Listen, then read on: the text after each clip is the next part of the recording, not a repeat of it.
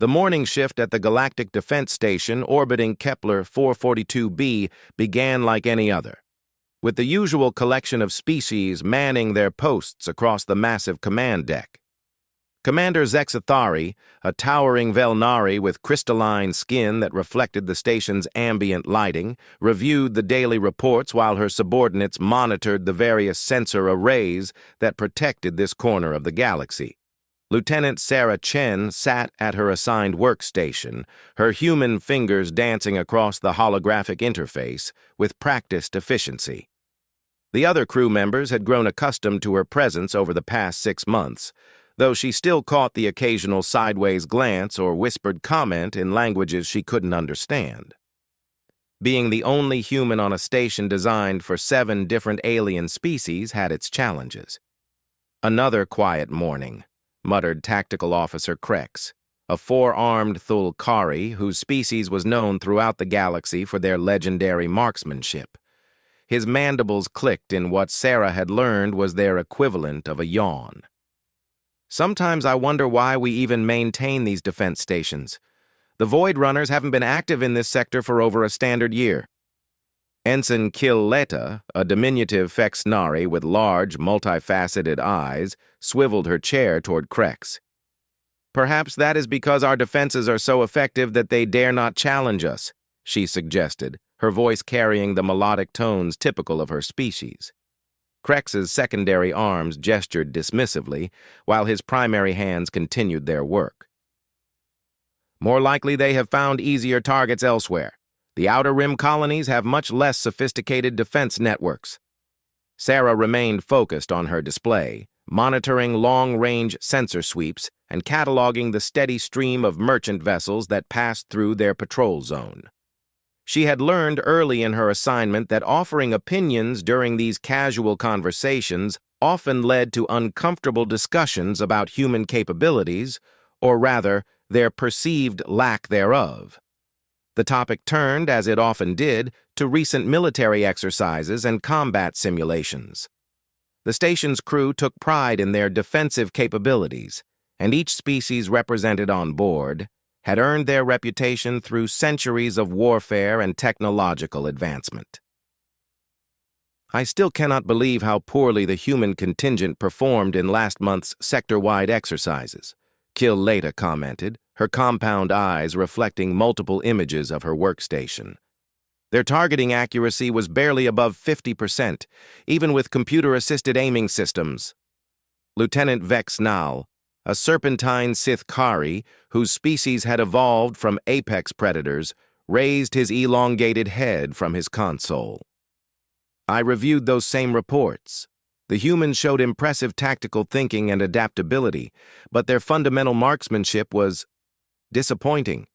It seems their homeworld's gravity and atmospheric conditions have not prepared them well for precision work in varied environments." Sarah's jaw tightened slightly, but she maintained her professional composure. These conversations had become increasingly common since the joint exercises, where human forces had indeed struggled with long-range accuracy compared to their alien allies. The various species on the station each brought their own natural advantages. The Velnari had perfect spatial awareness due to their crystalline nervous systems. The Thulkari possessed 4 arms that allowed for incredibly stable firing platforms, and the Sithkari had evolved from hunters whose survival depended on single, perfect strikes. "It is not entirely their fault," Krex added, his tone carrying what Sarah suspected was meant to be charitable. "Humans evolved as persistence hunters and tool users. Their strength lies in endurance and adaptation, not precision. Every species has their limitations." Commander Zexathari, who had been listening silently while reviewing tactical reports, finally spoke. "Perhaps we should focus on our current duties rather than critiquing our allies' performance in exercises." Her voice carried the authority of command, but Sarah caught the subtle dismissiveness in her tone when she mentioned human capabilities. The conversation died down, but the damage was done. Sarah had endured 6 months of these casual dismissals, these polite but cutting observations about human inadequacy. Her species was the newest member of the Galactic Alliance, and every day seemed to bring fresh reminders of how they supposedly fell short of galactic standards. What none of her colleagues knew was that Sarah Chen had graduated top of her class from the Seoul Defense Academy's Precision Marksmanship program. Before her assignment to this station, she had spent 3 years as a sniper with Earth's elite space marines, where her record for long-range accuracy had earned her the nickname Deadeye. But here, surrounded by species that had evolved with natural advantages for precision, her achievements seemed meaningless. The morning wore on with routine efficiency. Merchant vessels checked in and out of the patrol zone, their cargo manifests automatically verified against Alliance databases. A scientific expedition requested permission to study an asteroid field 2 systems over, which was granted after standard background verification. The massive defense platforms that surrounded the station ran their hourly diagnostic cycles, their exotic matter cannons and shield generators humming with barely contained energy. Sarah found herself watching the tactical display that showed the positions of all detected objects within a 3 light-hour radius of their station. Each blip represented either a known friendly vessel or a tagged piece of space debris. The computer systems were incredibly sophisticated, capable of tracking thousands of objects simultaneously and predicting their trajectories with remarkable accuracy. It was during one of these routine scans that she noticed something unusual. A small contact had appeared at the very edge of sensor range, moving at a velocity that seemed inconsistent with natural celestial motion. She frowned and adjusted her sensors for a more detailed analysis. "Commander?" Sarah called out, her voice cutting through the ambient noise of the command deck.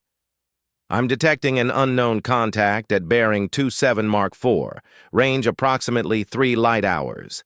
Velocity and trajectory suggest artificial propulsion." Zexthari's crystalline form shifted as she accessed the tactical data through her neural interface. "Confirmed. Classification uncertain. Mass suggests a small vessel or large missile. Lieutenant Vexenal, attempt communication protocols." The Sith Kari's forked tongue flicked out briefly as he concentrated on his communications array.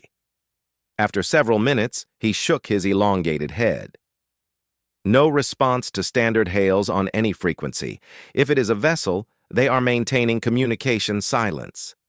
"Could be a probe," suggested Kill Leda, her multifaceted eyes reflecting multiple views of her sensor displays. "Perhaps scientific or commercial survey equipment operating autonomously." Krex's 4 arms moved independently as he accessed multiple databases simultaneously. "No registered probes or automated systems scheduled for this sector. The trajectory is curious. If current course and speed are maintained, the object will pass within 50,000 kilometers of our position." Sarah continued her detailed analysis, something nagging at her about the contact's behavior. The object's velocity was increasing gradually, and there were subtle course corrections that suggested active guidance systems rather than simple ballistic trajectory. "Commander," she said, her voice more urgent now, "the object's acceleration curve and course corrections are consistent with a guided weapon system. I recommend we treat this as a potential threat." Several members of the bridge crew turned to look at her, their expressions ranging from curiosity to skepticism. Commander Zexthari's crystalline features remained impassive as she considered the recommendation. "Your analysis is noted, Lieutenant Chen. However, we must not react hastily to every unknown contact. Continue monitoring and maintain yellow alert status until we can obtain more definitive identification." Sarah bit back her immediate response. In her experience with Earth's defense forces, the pattern she was seeing would have triggered immediate threat protocols. But she was the junior officer here, and her human perspective was clearly not valued as highly as her alien colleagues' opinions. The object continued its approach over the next hour, and Sarah's concerns only grew. The subtle course corrections were becoming more frequent, and the acceleration pattern suggested a sophisticated guidance system that was actively adjusting for optimal approach to their station. "Contact is now within 2 light hours and maintaining current trajectory," she reported. "Estimated time to closest approach is 4 hours, 17 minutes. Lieutenant Vexenal had been monitoring communication frequencies continuously. "Still no response to hails. However, I am detecting very faint electromagnetic emissions consistent with active sensor systems. The object is scanning us." This revelation caused a stir of activity throughout the bridge. If the unknown contact was actively scanning their station, it suggested intelligence gathering rather than accidental encounter. Commander Zexathari's demeanor shifted noticeably. "All stations, upgrade to orange alert.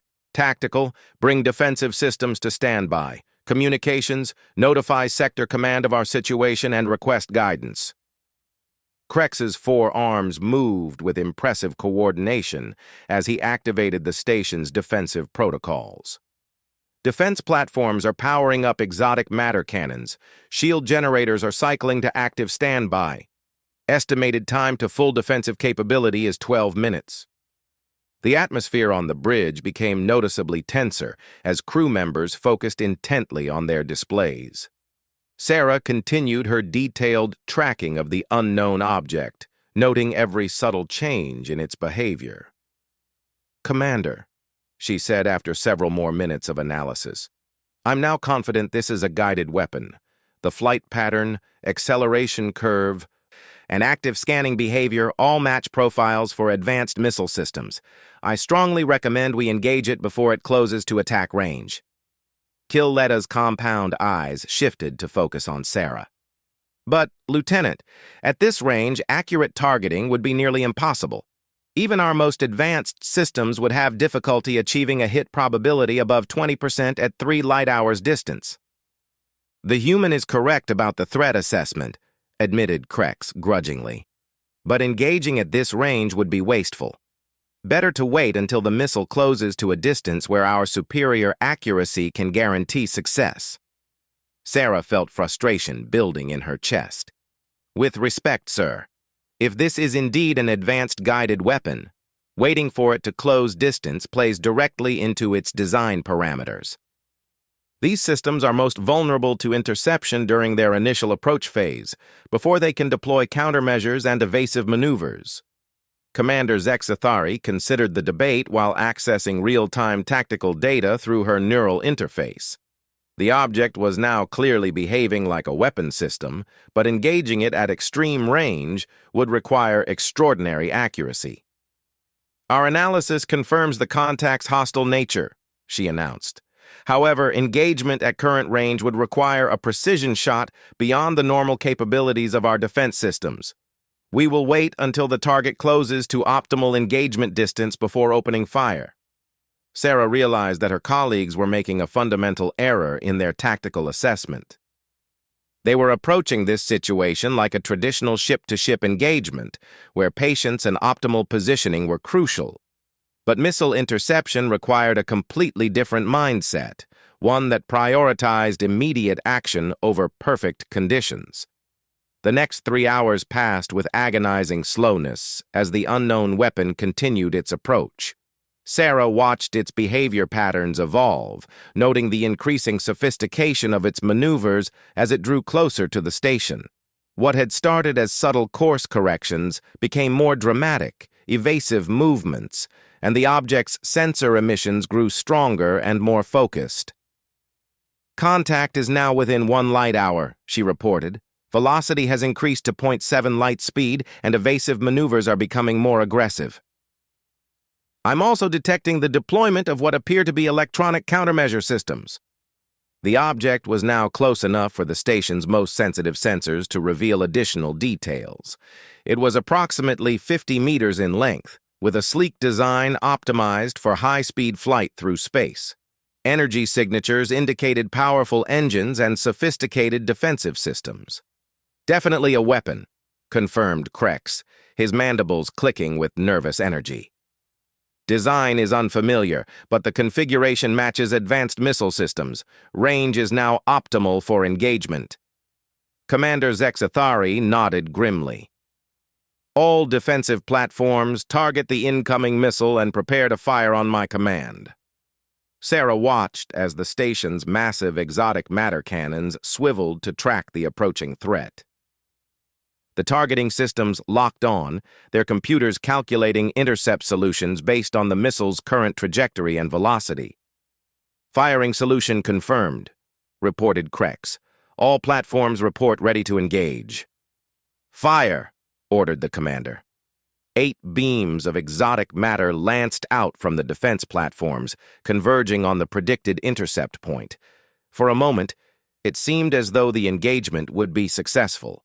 But at the last possible second, the missile executed a series of impossible maneuvers that carried it safely past the converging energy beams. Miss, reported Krex, his tone reflecting both surprise and professional embarrassment. Target is continuing approach. Estimated time to impact is now 37 minutes. The missile had demonstrated capabilities that exceeded their initial assessment. Its evasive maneuvers had been perfectly timed and executed, suggesting an artificial intelligence that was specifically designed to counter conventional defense systems. Recalculate firing solution, ordered Zexathari. All platforms, prepare for second engagement. Sarah realized that conventional tactics were not going to work against this weapon. Its designers had clearly anticipated standard defense patterns and programmed accordingly. What was needed was something unexpected, something that would catch the missile's artificial intelligence off guard. "Commander," she said, her voice steady despite the tension she felt. "Request permission to attempt manual targeting with Platform 7. The request caused several crew members to turn and stare at her in surprise. Manual targeting of space-based weapons was considered obsolete, replaced long ago by computer systems that could process variables and calculate solutions far faster than any organic brain. "Lieutenant Chen," said Chilletta, her tone gentle but skeptical, "manual targeting of a hypersonic missile at interplanetary distances is simply not feasible. Even our most skilled gunners rely on computer assistance for such engagements." Krex's secondary arms gestured emphatically. The targeting calculations alone involve thousands of variables: trajectory prediction, gravitational influences, relativistic effects, electronic countermeasures. No organic mind can process that information quickly enough for an effective engagement. Sarah looked directly at Commander Zexathari. "Ma'am, this missile's AI is defeating our automated systems because it can predict their targeting algorithms. But it won't be able to predict human intuition and experience. I'm requesting permission to take a shot that none of your computer models would ever attempt." The bridge fell silent, except for the ambient hum of the station's systems. Everyone understood the implications of what Sarah was suggesting. If she failed, the missile would likely penetrate their defenses and strike the station. If she succeeded, well, no one really believed that was possible. Commander Zexathari's crystalline features reflected the tactical displays as she considered the request. The conventional approach had failed, and they had limited time before the missile reached point-blank range where interception would become impossible. "Very well, Lieutenant. You have control of Platform 7. All other platforms will maintain automated targeting as backup." Sarah's hands moved swiftly across her console as she assumed manual control of the defense platform. The interface was designed for computer operation, but her years of experience with Earth's more primitive but intuitive systems allowed her to adapt quickly. Through the platform's sensors, she could see the approaching missile as a small point of light against the star field. It was still more than 20 minutes away at its current velocity, traveling at a significant fraction of light speed and continuing its unpredictable evasive maneuvers.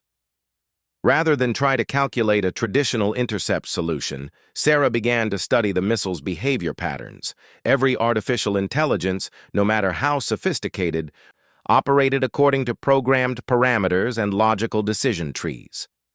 If she could identify the underlying patterns, she might be able to predict where the missile would be rather than where it appeared to be going. She watched for several minutes, noting the timing and amplitude of the evasive maneuvers.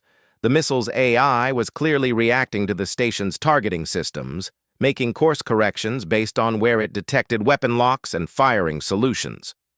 15 minutes to impact, reported Krex, his voice tense with concentration as he managed the other defensive platforms. Sarah had identified what she believed was a pattern in the missile's behavior. The AI seemed to favor evasive maneuvers that carried it toward specific gravitational influences, using the planet's gravity well and the gravitational fields of nearby asteroids to assist its course corrections. All platforms except 7 lock targeting sensors on the missile, she ordered. Lieutenant, what are you doing? Asked Killeta, confusion clear in her melodic voice. I'm giving its AI something to react to, Sarah replied, her attention focused entirely on her targeting display. She watched as the missile immediately responded to the multiple targeting locks by executing a complex series of evasive maneuvers. But Sarah wasn't aiming where the missile was going. She wasn't even aiming where her computer predicted it would be. Instead, she was aiming at a point in space that made no tactical sense according to conventional wisdom. A location where the missile would only be if its AI made a specific decision based on gravitational assist opportunities. 10 minutes to impact, Krex announced. Sarah's finger hovered over the firing control. Every instinct told her to wait for a better solution, to let the computers calculate optimal timing. But she knew that approach had already failed. She fired. The exotic matter beam lanced out across space, aimed at what appeared to be empty vacuum. For several seconds, nothing happened. Then, exactly as Sarah had predicted, the missile executed a gravitational assist maneuver that carried it directly into the path of her beam. The weapon disintegrated in a brilliant flash of energy, its sophisticated systems unable to react quickly enough to the human's unconventional targeting approach. The bridge fell completely silent. Sarah leaned back in her chair, finally allowing herself to breathe normally. She turned to look at her colleagues, noting their expressions of shocked amazement. Commander Zexathari was the first to speak. How did you... That shot was impossible. No targeting computer could have predicted that intercept point. Sarah smiled slightly, remembering all the comments about human accuracy and precision that she had endured over the past months. You're absolutely right, Commander. No computer could have made that shot. She paused, meeting the gaze of each of her colleagues in turn. Then she winked at Killeta, whose compound eyes widened in surprise at the distinctly human gesture. The aftermath of Sarah's impossible shot created a strange atmosphere on the command deck. Crew members moved through their duties with mechanical precision, but their attention kept drifting back to the human lieutenant who had just accomplished something that defied their understanding of tactical probability. Commander Zexathari stood before the central tactical display, her crystalline features reflecting the scattered debris field that marked the missile's destruction. The computer analysis had confirmed what everyone witnessed. The interception had occurred at a point in space that no automated targeting system would have selected.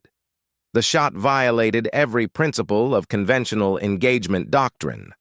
Communications, she said finally, inform Sector Command that the threat has been neutralized. Include full tactical recordings of the engagement in your report. Lieutenant Vexnal's forked tongue flicked nervously as he composed the message. How exactly did one explain that a human had manually targeted and destroyed a hypersonic missile using what appeared to be pure intuition? Krex approached Sarah's workstation, his forearms moving with uncharacteristic hesitation. Throughout his career with the Thulkari military and later with the Galactic Alliance, he had prided himself on his marksmanship abilities. His species was renowned across the galaxy for their precision in combat. Yet he had never witnessed anything like what Sarah had just accomplished. "Lieutenant Chen," he said, his mandibles clicking softly with what Sarah had learned indicated deep thought among his people. "I must ask, how did you know where to aim? The targeting solution you chose contradicted every tactical algorithm in our database." Sarah finished securing the defense platform and turned to face him. She could see genuine curiosity in his compound eyes, mixed with something that might have been respect. "I didn't calculate where the missile was going, sir. I calculated where it would want to go." "Want to go?" Killeda interjected, her melodic voice carrying confusion.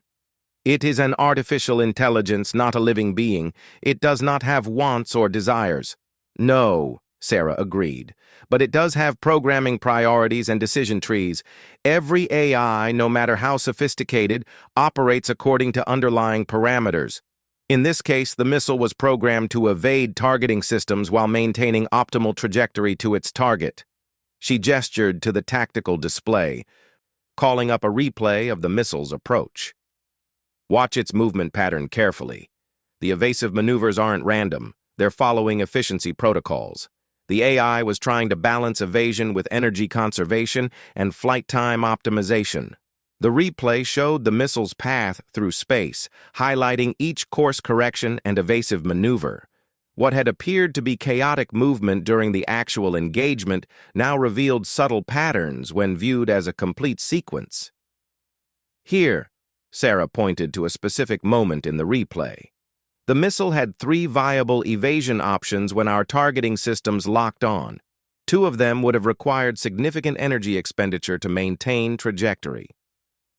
The third option, the gravitational assist maneuver, offered both evasion and improved efficiency." Kreck studied the tactical analysis with growing amazement.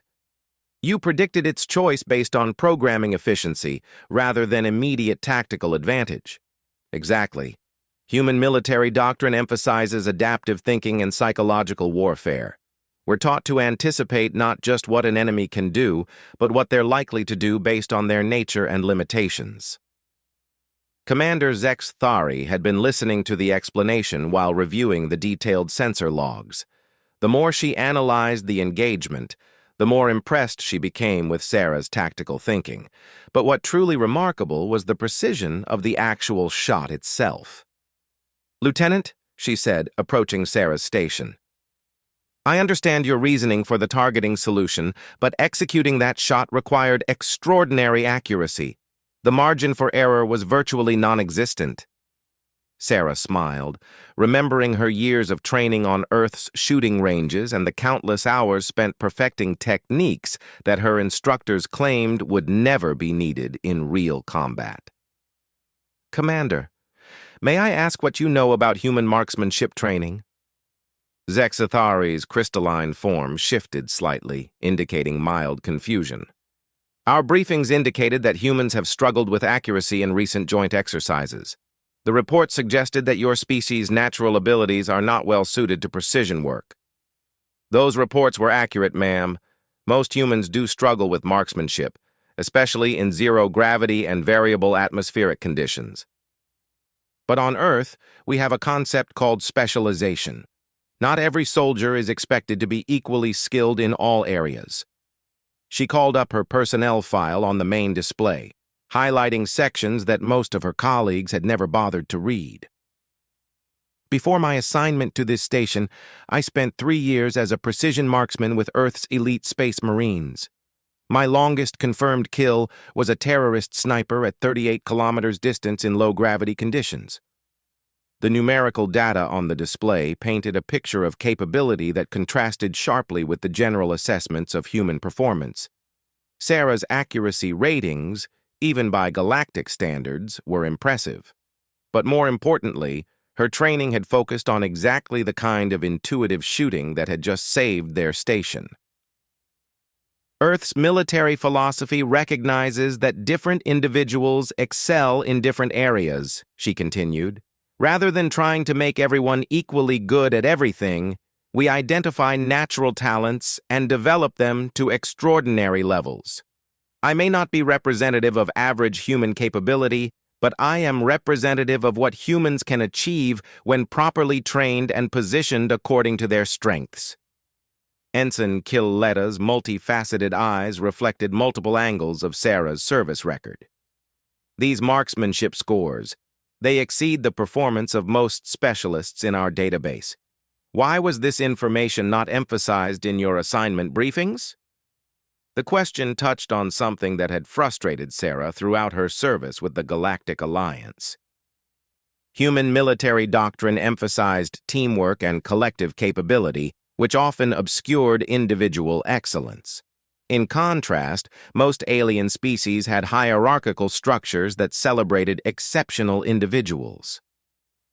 Human culture tends to focus on team performance rather than individual achievement, Sarah explained.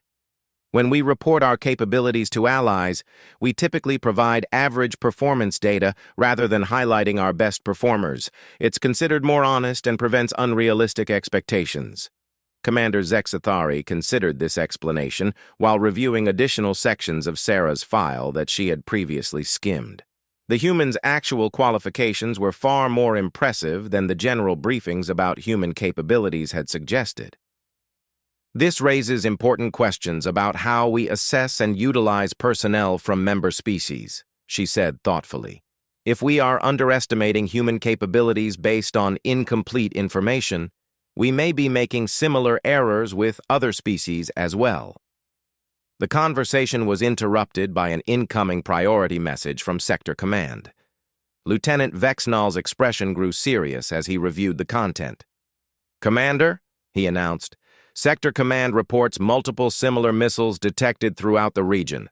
At least 6 stations have reported incoming threats, and 2 installations have already been struck before they could mount effective defenses." The implication was immediately clear to everyone on the bridge. The missile that had attacked their station was not an isolated incident. It was part of a coordinated assault on Galactic Alliance defensive positions. "Analysis of the wreckage from our intercept is being expedited," Vexnall continued.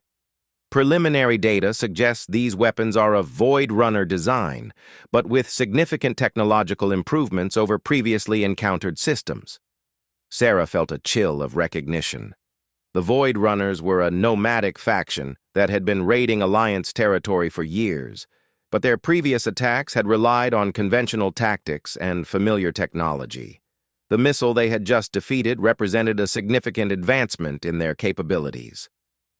"Commander," she said urgently, "if the other stations are facing similar threats, they need to know about the targeting approach I used. Conventional defense systems won't be effective against these missiles." Zexathari nodded grimly. "Communications, prepare a detailed tactical briefing based on our engagement. Include Lieutenant Chen's targeting methodology and transmission to all threatened installations."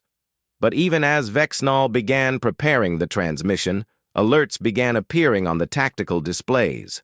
Long-range sensors were detecting multiple new contacts approaching from different vectors, more missiles, coming in staggered waves to overwhelm defensive responses. 8 new contacts detected, reported Krex, his 4 arms working frantically to coordinate targeting solutions. Estimated time to engagement range varies from 47 to 63 minutes. These missiles are approaching from multiple directions and at different velocities.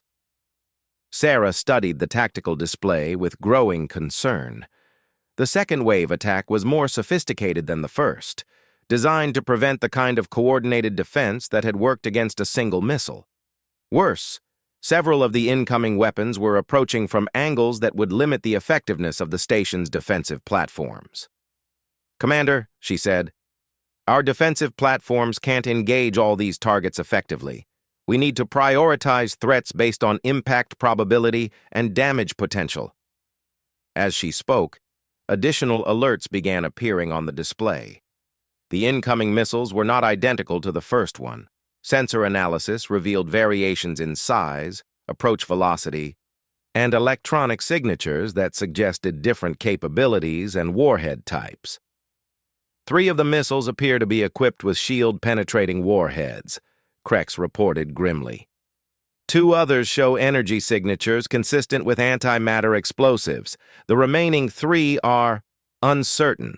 Their signatures don't match anything in our threat database. The situation was rapidly becoming untenable. Even if Sarah could replicate her success with the first missile, engaging 8 targets simultaneously would be impossible for a single gunner. The station's automated systems would have to handle the majority of the threats, despite their demonstrated inadequacy against this particular weapon design. "Ma'am," Sarah said quietly, "I have a suggestion, but it's going to sound crazy." Commander Zexathari turned to face her, desperation beginning to show in her crystalline features.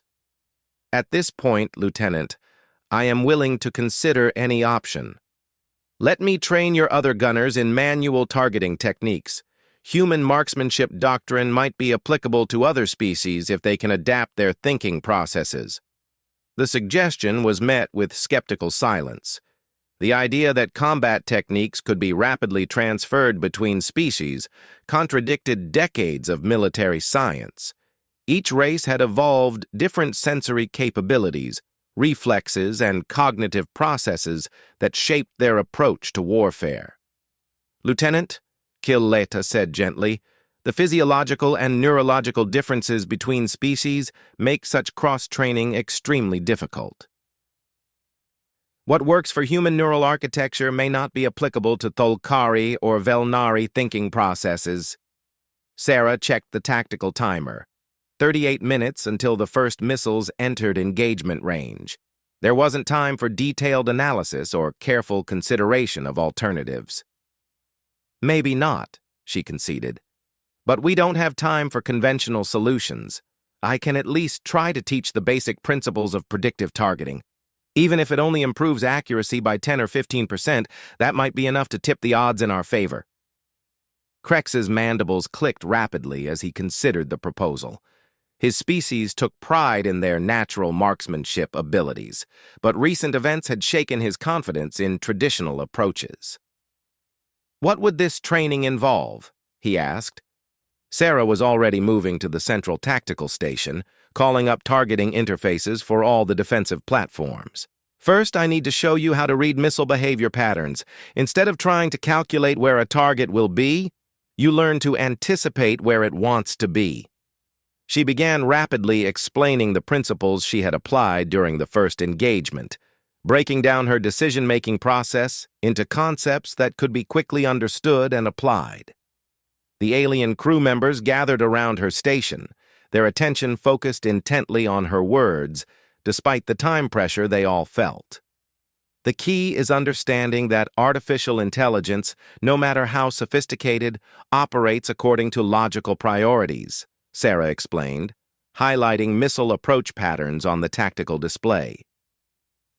"Energy efficiency, trajectory optimization, threat assessment, these factors influence every decision the missile's computer makes." Lieutenant Vexnall's elongated head swayed thoughtfully as he processed the information. "This approach requires predicting algorithmic behavior rather than calculating kinetic solutions."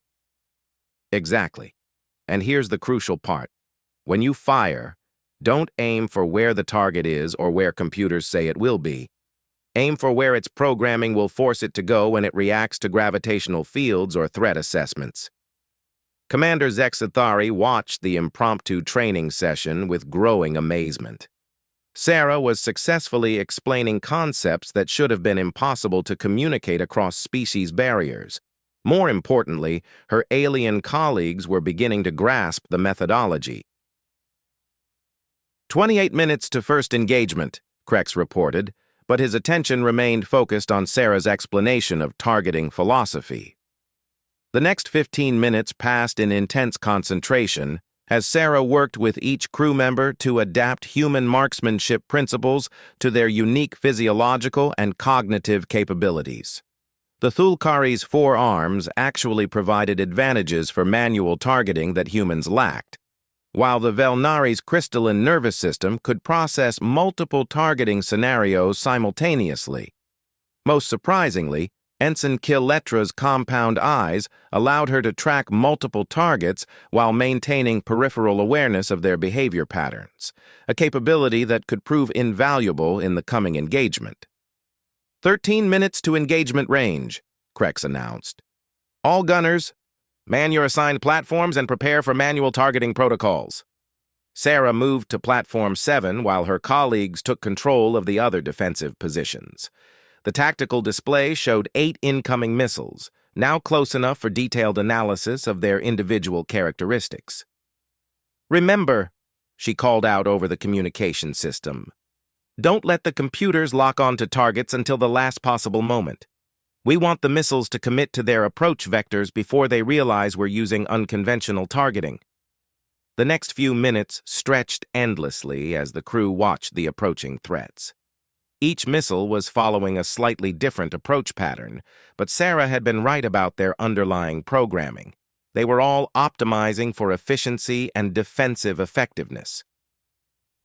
5 minutes to engagement range, reported Krex. All platforms report ready for manual targeting. Sarah studied the missile formation, noting the subtle patterns in their movements that revealed their coordination protocols. The Void Runners had learned from previous encounters with Alliance forces, but they had not anticipated facing human tactical innovation. All platforms, she announced, select your priority targets and begin behavior analysis. Look for efficiency patterns and gravitational assist opportunities. Through her platform's sensors, Sarah focused on the largest missile, one of the antimatter-equipped weapons that posed the greatest threat to the station. Its approach pattern was more conservative than the others, suggesting programming that prioritized successful delivery over evasion efficiency. 2 minutes to engagement range, Krex called out, his voice steady despite the tension they all felt. Sarah waited, watching as her target missile made subtle course corrections to optimize its final approach. She had identified the pattern. This particular AI was programmed to use the station's own gravitational field for terminal guidance, a technique that would normally guarantee accuracy against stationary targets. All platforms, she announced, engage on my mark. Target priority zones based on efficiency predictions, not current positions. The missiles were now within optimal range for the station's defensive systems, their evasive maneuvers becoming more aggressive as they detected targeting sensor activation. "Mark!" Sarah called out. 8 beams of exotic matter lanced out from the defense platforms, each aimed at a point in space that seemed to defy tactical logic. For a moment, it appeared that every shot would miss its target. Then, one by one, the missiles executed the maneuvers that carried them directly into the paths of the energy beams. 7 of the 8 weapons disintegrated in brilliant flashes of released energy. The 8th missile, damaged but still functional, continued its approach toward the station. Sarah quickly adjusted her targeting and fired again, this time using conventional intercept calculations since the missile's AI was now operating in emergency mode with reduced predictive capability. The final threat vanished in another explosion of exotic matter and metal debris. The command deck fell silent except for the ambient hum of the station's systems. Sarah looked around at her colleagues, noting their expressions of amazed accomplishment. "All threats neutralized," Krex reported, his voice carrying a note of wonder. 8 successful intercepts using manual targeting protocols. Commander Zexthari stood before the tactical display, studying the debris patterns that marked the destruction of the missile wave. The engagement had violated every principle of conventional space combat, yet it had achieved perfect results. She turned to face Sarah with an expression that mixed respect with curiosity. "Lieutenant Chen, it appears we have significantly underestimated human tactical capabilities." Sarah smiled, remembering months of polite dismissals and casual observations about human limitations.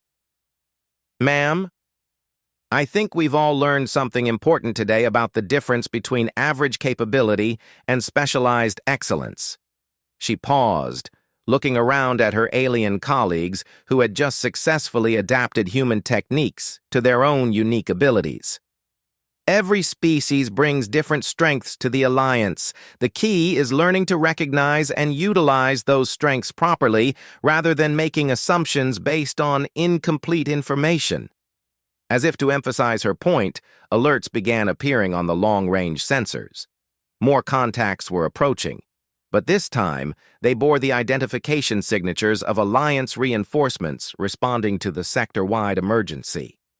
The immediate crisis was over, but Sarah suspected that the events of this day would have consequences far beyond their single station. Word would spread throughout the Alliance about human tactical innovations and the effectiveness of cross-species knowledge transfer. For the first time since her assignment began, Sarah felt like she truly belonged on this crew. More importantly, she sensed that her colleagues were beginning to see humans not as inadequate allies, but as partners who brought unique and valuable capabilities to their shared mission. The morning shift that had begun with casual dismissal of human accuracy was ending with a new understanding of what cooperation between species could achieve when individual strengths were properly recognized and utilized. 3 weeks after the missile attack, the Galactic Defense Station had become the center of an unprecedented transformation in Alliance military doctrine. Ships from across the galaxy arrived daily, carrying specialists, analysts, and observers eager to study the tactical innovations that had emerged from what military historians were already calling the Chen Protocols. Sarah found herself in the unusual position of being both a celebrated hero and a reluctant instructor. Her quarters had been relocated to larger accommodations to handle the constant stream of meetings, briefings, and consultation requests. The once quiet observation deck where she used to spend her off-duty hours had been converted into a tactical analysis center where representatives from a dozen species worked to adapt human marksmanship principles to their own military forces. Commander Zexathari stood before a holographic projection that displayed real-time data from across the Alliance's defensive network. The statistics were remarkable. Stations that had implemented modified versions of Sarah's targeting techniques were achieving interception rates 40% higher than traditional automated systems when facing advanced guided weapons. The implications extend far beyond individual marksmanship, she explained to the assembled group of Alliance military officials. Lieutenant Chen's approach has forced us to reconsider our fundamental assumptions about artificial intelligence limitations and predictive targeting. General Vox Tani, a massive Urkesh warrior whose species had dominated Alliance ground forces for 3 centuries, leaned forward in his specialized chair. His species' natural armor made them nearly invulnerable in close combat, but they had always struggled with long-range precision work. "Commander," he rumbled in his deep, resonant voice, "my tactical staff has reviewed the engagement recordings extensively. What concerns us is the degree to which this human's success appears to depend on intuitive leaps that cannot be systematically replicated." Sarah, who had been quietly observing from the back of the conference room, stepped forward. Over the past 3 weeks, she had grown accustomed to these discussions about whether her techniques could be truly understood and adopted by other species. "General, if I may," she said respectfully, "I think there's been a fundamental misunderstanding about what happened during those engagements." The room fell silent as all attention focused on her. Representatives from 7 species, beings whose civilizations had mastered interstellar travel while humans were still developing agriculture, waited for her explanation. The success of our defensive actions wasn't based on mysterious human intuition that other species can't understand. It was based on applying a different analytical framework to the same data that everyone else was seeing. She gestured to the holographic tactical display, calling up a replay of the first missile engagement. Every species in this room has cognitive capabilities that in some ways exceed human abilities. The Velnari process spatial relationships more accurately than we do. The Thulkari have superior hand-eye coordination, The Fexinari can track multiple targets simultaneously. General Voxtani's scarred features reflected confusion. Then how do you explain your superior performance against threats that defeated our automated systems? Sarah smiled, remembering similar questions from her colleagues over the past weeks. Because we weren't trying to be better at what your automated systems already do well. We were doing something completely different. She manipulated the holographic display to highlight specific moments during the missile engagement. Traditional targeting systems calculate interception based on kinetic models, velocity, trajectory, acceleration curves. They assume that the optimal solution is to predict exactly where a target will be at a specific moment. The display showed the computational models that the station's automated systems had used, elegant mathematical solutions that would have worked perfectly against conventional threats. But artificial intelligence doesn't operate according to kinetic models, Sarah continued. It operates according to decision trees and optimization protocols. Instead of trying to predict where the missile would be, I predicted what decisions its programming would make. Admiral Kethmora, a Sithkari whose serpentine form coiled around a specialized support structure, raised her elongated head thoughtfully. You are suggesting that psychological warfare principles can be applied to engagements with artificial intelligence? Exactly. Every AI, regardless of its sophistication, has underlying parameters that govern its behavior. Find those parameters, and you can influence its decisions or predict its choices. Dr. Yilnex, a scholarly Fexnari who specialized in military psychology, buzzed excitedly as her compound eyes focused on the tactical data. This approach would require developing entirely new analytical frameworks for different AI architectures.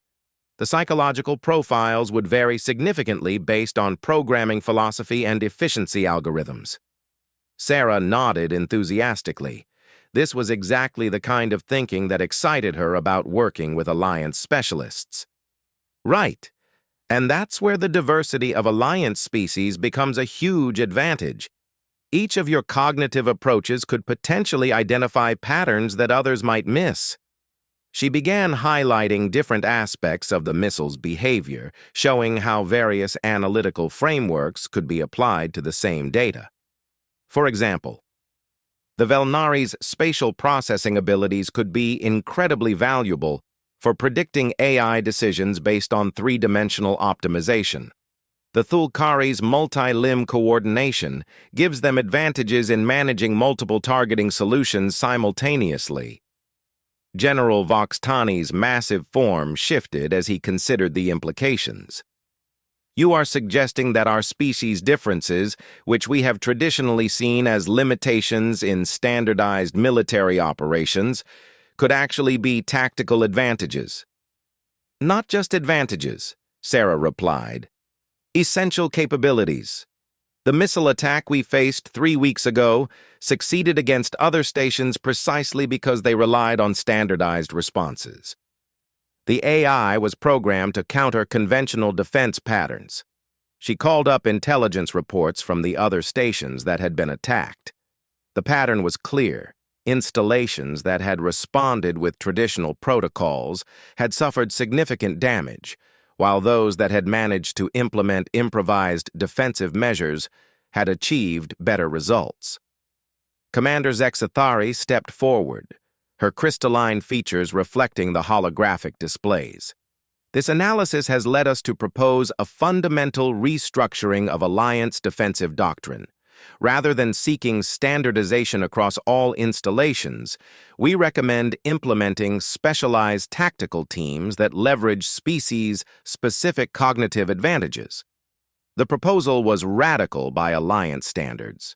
For centuries, military doctrine had emphasized standardization and interoperability as the keys to effective cooperation between different species.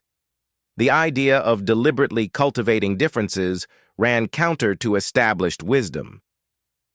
Admiral Kethmora's forked tongue flicked thoughtfully. Such an approach would require extensive coordination and training protocols. How would we ensure compatibility between these specialized teams? Sarah had been expecting this question. Over the past 3 weeks, she had worked extensively with representatives from various species to develop preliminary training frameworks. The same way humans have always approached complex military operations, through adaptable command structures and cross-training programs that emphasize understanding rather than replication. She gestured to her colleagues from the defense station, who had joined the conference to provide supporting testimony. Lieutenant Krex learned to apply predictive targeting principles, using his species' natural advantages. His accuracy improved by 37%, but his technique is completely different from mine. Krex stepped forward, his forearms moving in the complex gestures that indicated formal address among his people. Honored representatives, the human approach requires thinking about targets as decision-making entities rather than kinetic objects. This philosophical shift, once understood, can be adapted to any species' cognitive strengths. Ensign Killetra added her own perspective, her melodic voice carrying evident enthusiasm. The training process revealed capabilities within our own species that we had never recognized. My compound eyes, which we considered primarily useful for navigation and observation, proved excellent for tracking AI behavior patterns across multiple variables.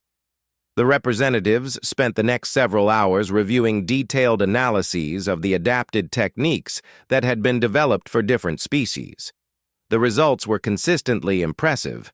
When species-specific advantages were properly leveraged, performance exceeded both traditional automated systems and standardized cross-species protocols. But the discussion was interrupted by an urgent priority alert that appeared on all the room's displays simultaneously.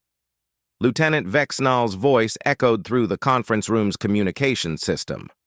"Commander Zexthari to the bridge immediately. We have detected multiple large-scale contacts approaching from the edge of the system.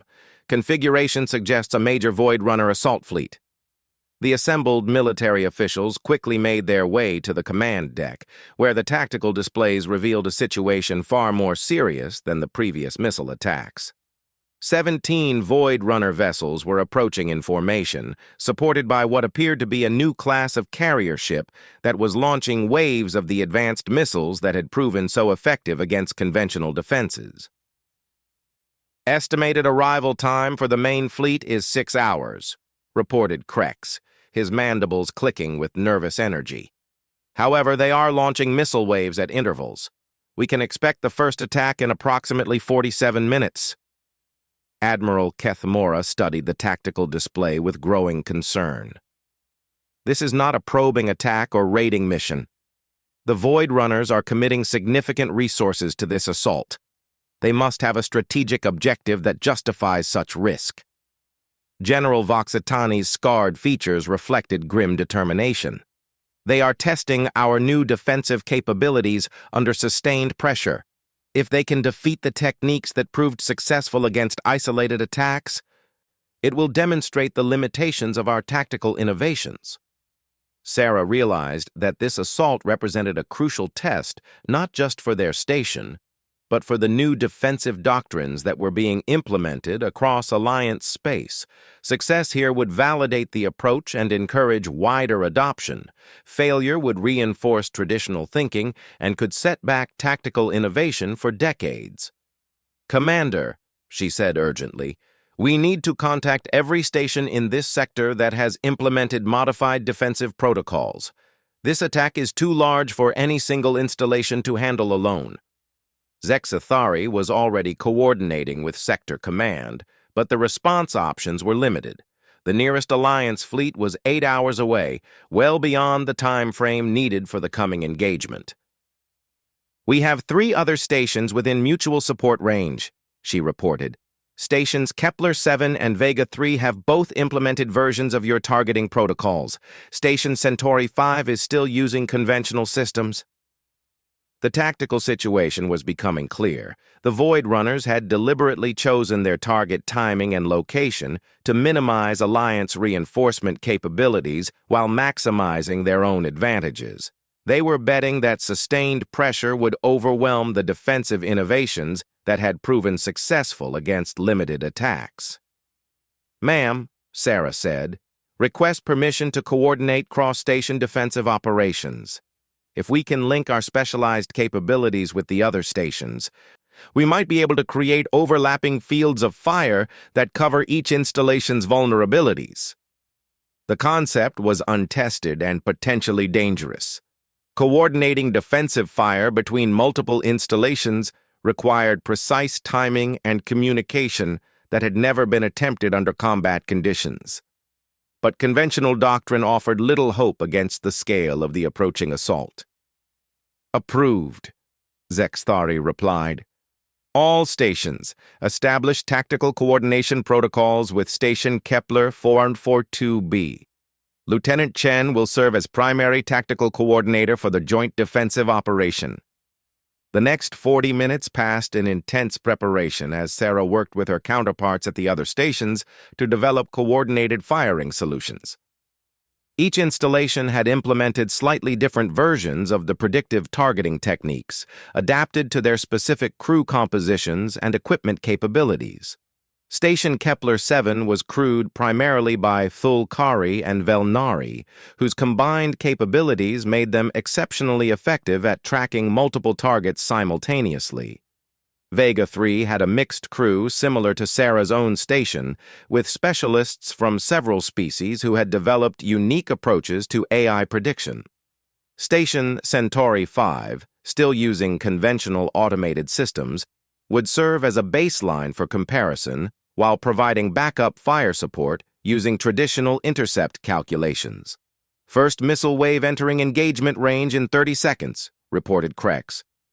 "Confirmed count is 47 missiles approaching from multiple vectors." Sarah studied the tactical display showing the incoming threat pattern. The Void Runners had clearly learned from the previous engagements. The missiles were approaching in coordinated waves designed to overwhelm defensive systems through sheer numbers, rather than relying on the sophisticated evasion that had characterized earlier attacks. "All stations," she announced over the tactical coordination channel, "prioritize targets based on threat assessment rather than proximity. Look for missiles with unusual signatures or approach patterns. Those are likely to be carrying special warheads or advanced countermeasures." The engagement began with a coordinated volley from all 4 stations. The familiar beams of exotic matter lanced out across space. But this time they were supported by careful coordination that allowed each installation to cover gaps in the other's defensive coverage. The results were spectacular. 39 of the 47 missiles were destroyed in the first exchange, with the surviving 8 weapons damaged and operating with reduced capabilities. Conventional automated targeting systems at Centauri 5 managed to intercept 6 of the remaining missiles, while coordinated manual targeting eliminated the final 2. "Wave 1 neutralized," reported Station Kepler 7. "No damage to any installation, preparing for second wave engagement." But the second wave proved more challenging. The Void Runners had observed the first engagement and adjusted their tactics accordingly. The incoming missiles were varying their approach timing and using more sophisticated countermeasures that made behavior prediction more difficult. Sarah realized that the enemy was adapting faster than anticipated. The third and fourth waves would likely include countermeasures specifically designed to defeat the predictive targeting techniques that had proven so effective. "All stations," she announced, "prepare to implement adaptive protocols. The enemy AI is learning from our defensive patterns." What followed was an escalating battle of innovation and counter-innovation that pushed both sides to their technological and tactical limits. As the Void Runner missiles became more sophisticated in their evasion patterns, the Alliance defenders developed new techniques for predicting and countering their behavior. The engagement revealed capabilities within Alliance forces that had never been properly recognized or utilized. The diverse cognitive abilities of different species, when properly coordinated, created defensive patterns that no single approach could achieve. When the main Void Runner fleet finally arrived, they found their missile-based assault strategy completely neutralized. The advanced weapons that had previously overwhelmed Alliance defenses were being intercepted with 93% efficiency by defensive teams that had learned to think like the artificial intelligences they were fighting. The fleet commanders, faced with the failure of their primary attack strategy, chose to withdraw rather than risk their ships in a conventional engagement where Alliance reinforcements could trap them. As the enemy contacts disappeared from the tactical displays, Sarah looked around the command deck at her colleagues who had helped develop and implement tactics that might change the course of the war against the Void Runners.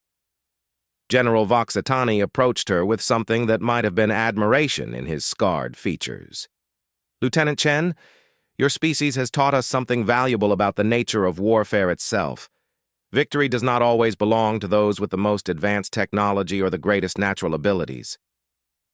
Sarah smiled, thinking about all the comments about human inadequacy that had characterized her early days on this station. "Sometimes, General, victory belongs to those who can see familiar problems from completely new perspectives." She paused, looking out at the starfield where the debris of destroyed missiles caught and reflected the light of distant suns. "Humans have a saying, it's not the size of the fighter, but the size of the fight in the fighter. I think we've proven today that applies to entire species as well as individuals." Admiral Kethamura's serpentine form coiled thoughtfully as she considered the implications of the day's events. "The Alliance has always been stronger than the sum of its parts, but we have not always understood why. Today we have learned that our differences are not obstacles to overcome, but advantages to exploit." Commander Zexathari stepped forward, her crystalline features reflecting the tactical displays that showed the successful defense of 4 installations against overwhelming odds. "Lieutenant Chen," she said formally, "on behalf of the Galactic Alliance Defense Command, I want to thank you for reminding us that innovation and adaptation are more valuable than tradition and conformity." Sarah felt a warm sense of satisfaction as she looked around at her colleagues, beings from across the galaxy who had come together to face a common threat and discovered capabilities they never knew they possessed. "Ma'am," she replied with a grin, "I think we're just getting started." As if to emphasize her point, reports were already arriving from across Alliance space. Other stations were implementing the new tactical doctrines with remarkable success, while research teams were developing even more sophisticated approaches to AI prediction and countering. The war with the Void Runners was far from over, but the balance of power had shifted in a fundamental way. The Alliance had rediscovered the value of diversity and individual excellence within cooperative frameworks, and somewhere in the back of her mind, Sarah couldn't help but smile at the thought that it had all started with a simple wink at a colleague who had claimed humans lacked accuracy. The galaxy, it seemed, was full of surprises when you knew where to look for them.